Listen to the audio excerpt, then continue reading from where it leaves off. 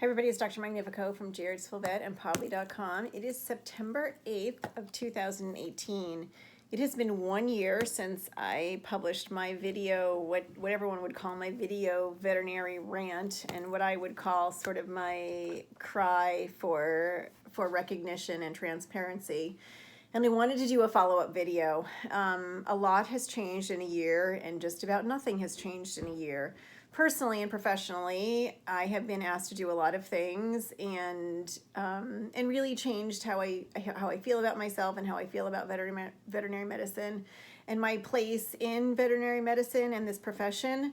So a lot in that department has changed, and then at the same time, not much has changed. I still firmly believe that we are a profession of dedicated, caring people who came here because we felt a calling to help animals.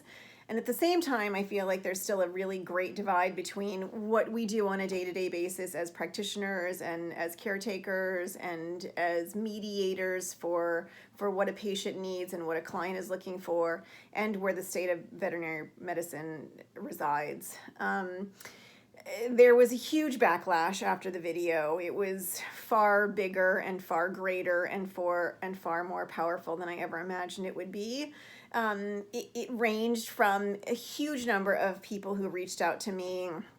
Overwhelmingly, these were private pet parents who felt that I gave a voice to what happened to them, and wanted to thank me for being brave enough and courageous enough to put their voice and their frustration into the words of a veterinarian who had represented to them what was the whole problem with their ability to find the help that they needed for their pets, to a really significant, terrible bullying, mobbing mentality of veterinarians who attacked me personally, professionally, ethically, everything. I had to do things like close down all my social media accounts. I had to block anybody from leaving comments on our Facebook page because there were random veterinary professionals who were leaving scathing comments on our Facebook feed. These were people who didn't know us, who just wanted to hurt us, and that's what they were doing. I had multiple attacking letters. I had multiple people finding me on social media in every single avenue to try to dig up dirt and expose me and embarrass me and humiliate me and shame me and everything else. I also had somebody who I firmly believe had the backing of a couple of influential veterinarians and veterinary professional groups who tried to have my license revoked for ethical reasons. That case thankfully was dismissed, but it was terrible. It was a terribly trying, emotionally exhausting year. It really made me think about what the rest of my life was going to entail. What kind of veterinarian did I want to be? How did I want to leave my mark? What was my legacy going to be? Was I just going to sit down and surrender to all of those who believed that I was all of the things they wanted people to believe? Or was I going to stand by what I believed in and what I said and ride it to the end? There were multiple times where I was sort of put in what I'm going to call kind of blackmail situations. You either take down the video or else, and those or else's were, I'm going to report you to the board, I'm going to have the board pull your license, I'm going to threaten your clinic, I'm going to threaten the people who work for you, I'm going to ruin you professionally, I'm going to shame, embarrass, humiliate you, whatever. It was that bad. I really learned that you have to believe in what you say, and you have to stick by it, and then you have to be ready to follow that to the nth degree. If that meant alienating everybody who I considered my colleagues and who I respect and admire, that's what I was willing to do. Since then, I've had to do kind of, unthinkable things. I got banned from just about all of the veterinary groups. I was attacked, like I said, personally and professionally, and I really had to decide if I was going to stand by who I was and what I believed in, no matter what it cost me. And that's what I decided to do. I did not take down the video. I refuse to this day to take down the video. I refuse to not give a voice to those people who feel like they have not been heard and who are still trying to mend broken hearts because of how they feel they've been treated. And I fight to this day to try to provide people transparency and access in veterinary medicine, which they feel they've been denied or excluded from. It has changed how I practice medicine. And it has changed what I have done on my internet company. I have a company called plea.com, and we strive to provide access to credible information to anybody worldwide, and we also strive to provide transparency to people trying to find information about veterinary medicine. We just launched our storylines table, so I'm hoping that people will contribute to that. It's a place for you to post your story about what happened to you and your pet, how much it cost you, where you had it done, and I hope that it's a way that people can understand what their pet might need, where they can get it, and how much it's going to cost them. I think the veterinary profession does a really abysmal job of doing that. There is no standard, there is no transparency, there is no access. If you need something at 2 o'clock in the morning, you have one choice, and if they don't provide you with options that you can afford, you are on your own, and good luck to you, and I still believe that that's true. I don't believe that we provide people with the care that they need in the fashion that they need it. This really is not about the money.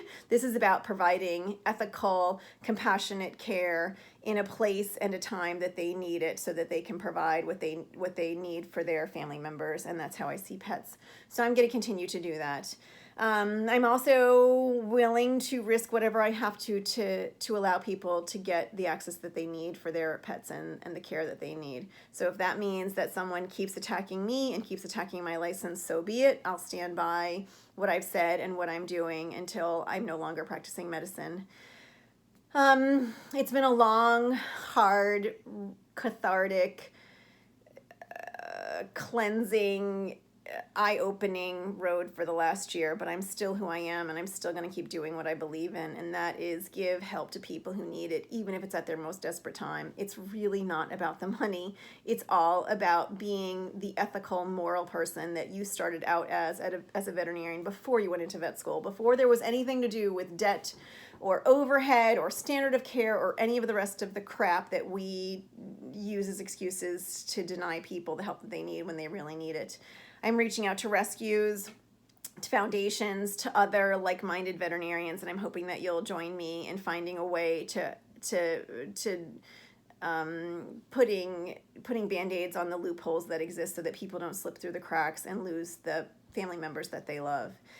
For all of you who were supportive and who stepped forward and who put comments and feedback in the original rant, I want to say that I thank you, and I hear you, and I'm still listening, and I'm still here for you. For everybody else, I want to say that there's going to be a change in veterinary medicine. If I have to do it alone, I will do it. People love their pets. We have fostered that. We have marketed that, and it is time for us to uphold that. If people need help, figure out some way to get them what they need, even if it's not a happy ending. Let them do it with dignity and with compassion and with empathy. It doesn't cost you anything. If you have a person or a pet that you don't think that you can help, send them to plea.com. We'll do what we can. Send them to rescues and foundations and tell them to keep knocking on doors and keep trying. There is an answer out there for every pet who needs help. It doesn't have to be at your doorstep, and it doesn't have to be at the end of a pink syringe.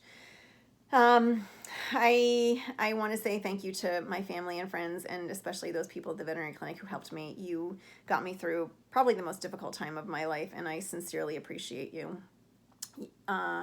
And then to everybody else, I'm here for you. If you need me, you can find me on plea.com. Please share your pet stories on plea.com. Find the stories section, which is at the top of the bar. And for everybody else, I'm here to be on your side, and we're all in this to save pets, and I firmly believe that we can do it in just about every situation. There is always an answer to every problem, and it doesn't have to end in heartbreak and despair and hopelessness. It can end in, we did the best we could, and here are some options, and never lose hope, because if you lose hope, then you lose humanity. Thanks, everybody. Take care. Bye.